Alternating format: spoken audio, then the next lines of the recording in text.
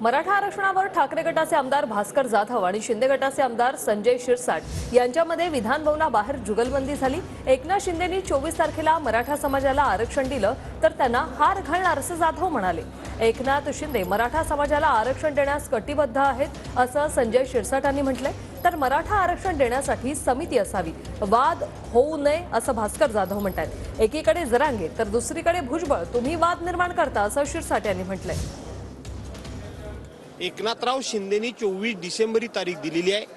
देव करो त्यांचे शब्द खरे ठरवत आणि मी सांगतो की जर मराठा समाजाला आरक्षण एकनाथराव शिंदेंच्या कारकिर्दीमध्ये मिळालं तर मी माझा कुठलाही राजकीय अभिनिवेश बाळगणार नाही। मी बोलल्याप्रमाणे खुलेआमपणे त्यांना जाऊन हार घालेन, कारण तो हार मराठा समाजाला असेल।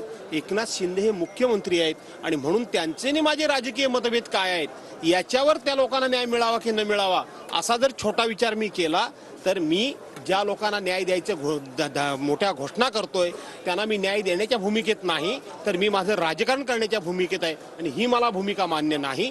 मुख्यमंत्री म्हणून त्यांच्या हातून हा चांगला निर्णय झाला तर मी 100% एक नाही 4 सर 24 तारखेचं अल्टिमेटम दिलंय।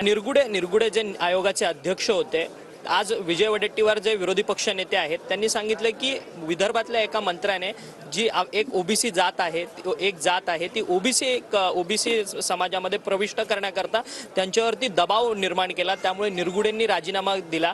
थेट मंत्रिमंडळातल्या मंत्र्यांवरतीच आरोप विरोधी पक्ष नेते करताना पाहायला मिळतात, त्यामुळे राजीनामा दिला। बघा, काही लोक जातीचं राजकारण करतायत ते त्यांना लकला बॉस। आम्ही कधी जातीपातीचं राजकारण करत नाही। तुम्ही या मताशी सहमत आहात का? तुमचेच विरोधी पक्ष नेते म्हणतात की विदर्भातल्या एका मंत्र्याने दबाव आणला म्हणून निरगुडेंवर। असा आहे की मुद्दा आपला चर्चेचा हा होता की मराठा समाजाला आरक्षण मिळतंय की नाही मिळतंय, मिळावं की न मिळावं।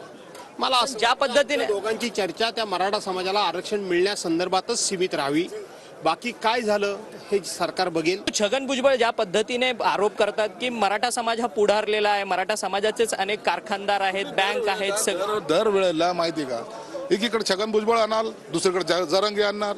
आता हा वाद पेटवतो कशासाठी?